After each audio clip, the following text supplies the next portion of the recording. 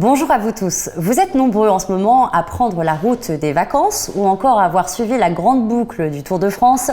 3481 km de chaussées exploitées. Alors pour ce dernier numéro de la saison, eh bien c'est un spécial route que l'on vous propose. Chaussées déformées, nid de poule, marquage au sol effacé. Pourquoi l'état de nos routes se dégrade autant en France ? Pour y répondre, dans un instant, nous recevons Pierre Calvin, président de Route de France. Et puis, au programme également, une technologie futuriste, Power Road. Puis vous découvrirez une solution plus rapide pour poser des joints de chaussée. Mais d'abord, le zapping. Premier résultat des 80 km/h sur les routes un an après.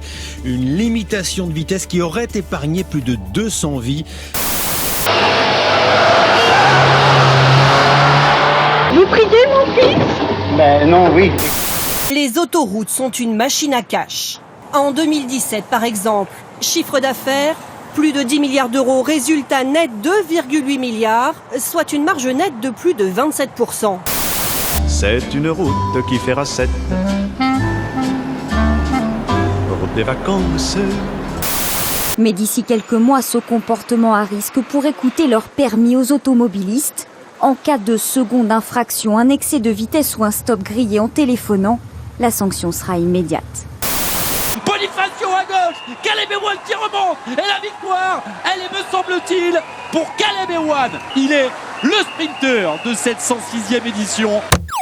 État des routes accablant, suppression de la réduction de la TICPE sur le GNR, pénurie de bitume. Vous n'avez pas pu passer à côté de ces actualités ces derniers mois. Mais alors, où en sommes-nous aujourd'hui ? Eh bien, nous recevons Pierre Calvin, il est le président de Route de France. Pierre Calvin, bonjour. Bonjour. Alors, il y a tout juste un an, sur le site du ministère des Transports, était publié un rapport accablant sur l'état des routes françaises. Un an plus tard, qu'est-ce qui a changé ? Déjà, la ministre s'est beaucoup battue pour essayer d'avoir un peu plus de financement pour entretenir ces réseaux. Elle a obtenu 100 millions d'euros de plus l'année dernière. Ce n'est pas encore suffisant, mais c'est déjà un premier pas. Ceci dit, comme ce n'est pas suffisant, on continue à prendre du retard sur la qualité de nos infrastructures. Et plus on va attendre, plus ça va coûter cher demain pour entretenir ces réseaux. La deuxième chose, c'est qu'on a un besoin également d'adapter nos infrastructures aux nouvelles mobilités. Et si on ne le fait pas aujourd'hui, demain, on sera incapable d'accepter les circulations douces, d'accepter donc les trottinettes, les vélos, etc.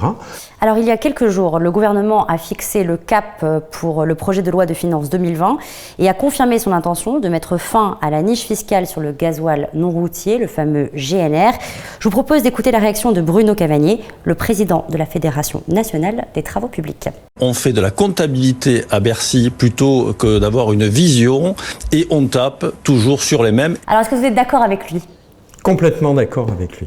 C'est vrai que le coût total pour les entreprises de travaux publics avoisine les marges de l'ensemble des sociétés. Donc on se rend compte qu'on fragilise totalement un secteur d'activité.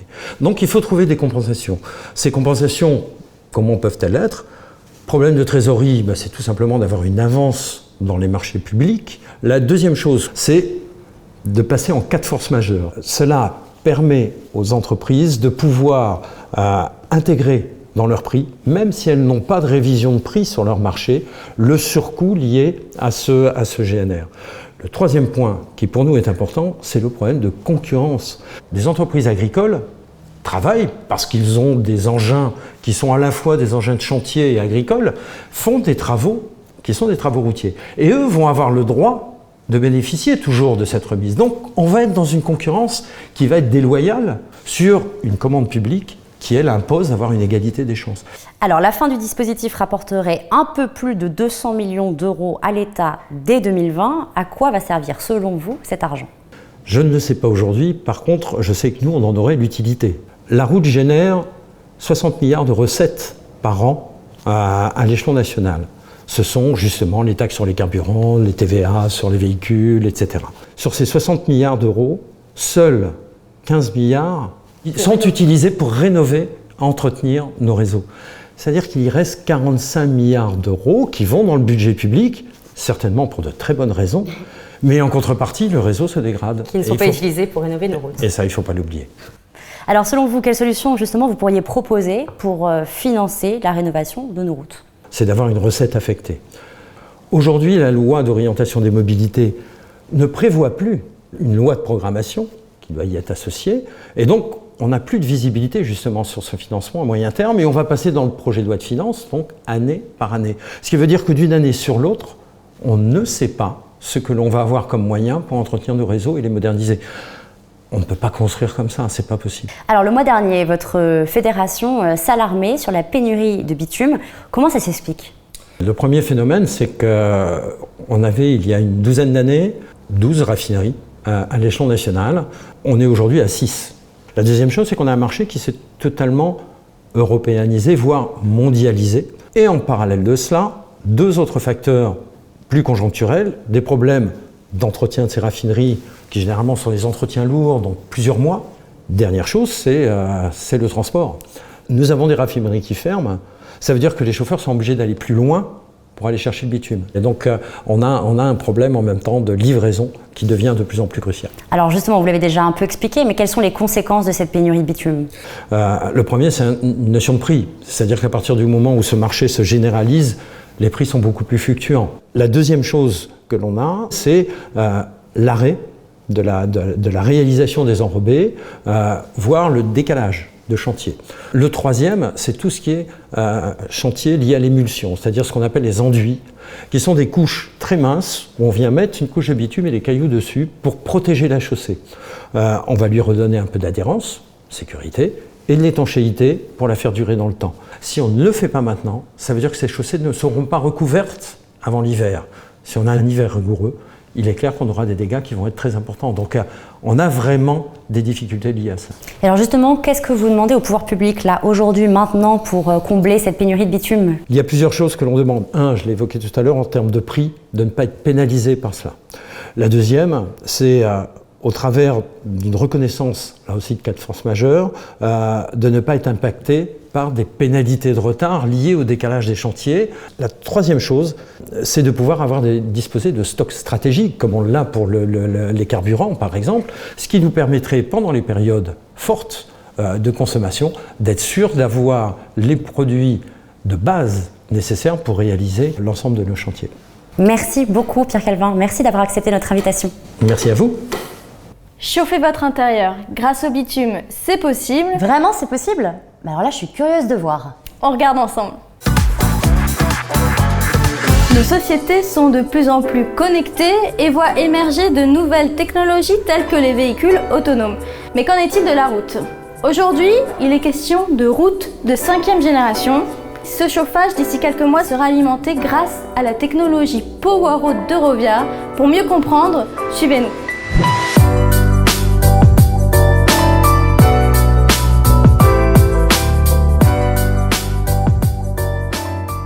Powerroad est une technologie innovante puisqu'elle permet d'offrir une nouvelle fonctionnalité à la route et au parking. Powerroad permet de capter l'énergie de rayonnement solaire, donc une énergie renouvelable qui était non captée à ce jour, non utilisée. C'est la première fois que Powerroad est installé pour des logements et effectivement assurant l'eau chaude sanitaire et le chauffage. Donc on est vraiment dans l'expérimentation, dans l'innovation pure. La technologie est installée à Fleury-sur-Orne sur 1420 m² de parking. Elle permettra de chauffer 61 appartements, soit 4700 m² de logement. Par exemple, vous avez ce logement-ci qui sera concerné, on est sur une trentaine de mètres carrés à peu près, et effectivement, la technologie Powerroad viendra à hauteur de 75%, on va dire, dans l'immédiat, chauffer et assurer l'eau chaude sanitaire du logement. Depuis le parking, si l'innovation Powerroad se trouve bel et bien dans la chaussée, elle n'est pas directement visible. Powerroad fonctionne par l'intermédiaire de tubes qui sont incorporés dans la chaussée. Donc là, on voit l'ensemble des tubes provenant de la structure de chaussée qui sont incorporés dans la couche de base de chaussée, dans la grappe bitume. Chaque tube est récolté en extrémité de parking à travers ce regard. Le fluide caloporteur est conduit ensuite à travers un réseau primaire vers la zone de sonde géothermique pour être stocké en sous-sol. Cette énergie est transformée en chaleur par des pompes à chaleur pour être distribuée pour des usages de chauffage, d'eau chaude sanitaire, ou d'autres usages, comme par exemple des verglaçages de chaussée si l'option est retenue. La technologie sera livrée pour la saison de chauffe dès octobre. Alors le coût de l'opération dans le projet de réhabilitation thermique, on est à un peu plus de 5 millions d'euros et effectivement la Power Road, si on la dissocie, est à plus de 600 000 euros.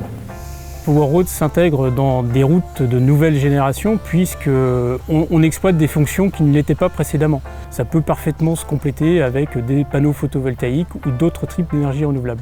Power Road participe à un mix énergétique d'énergie décarbonée.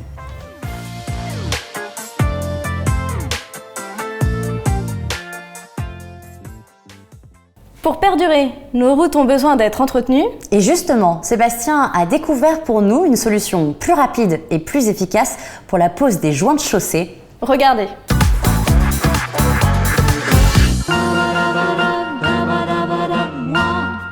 La RD 934 a fait son temps et pour lui offrir une seconde jeunesse, le conseil départemental de la Somme a décidé de refaire entièrement le tapis d'enrobé, enfin presque entièrement puisque la bande d'arrêt d'urgence n'avait aucune raison d'être détruite. Pour éviter tout problème de jonction entre cette bande d'arrêt d'urgence et l'enrobé tout neuf, décision est prise de faire appel à la société SAV Route et son procédé de pose de joint plutôt innovant. Je suis actuellement sur le quad qui sert à déposer la primaire d'accroche, donc il permet de faire du linéaire avant de poser le joint.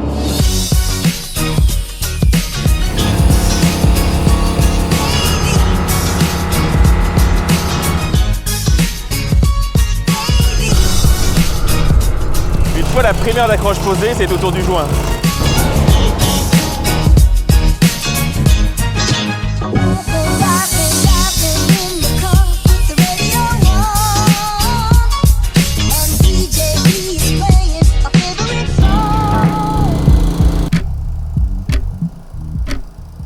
Qu'est-ce qu'il va vite! Si ce procédé de pose de joint n'est pas récent, l'idée de lui avoir ajouté un quad fait gagner énormément de temps et elle est peut-être là l'innovation.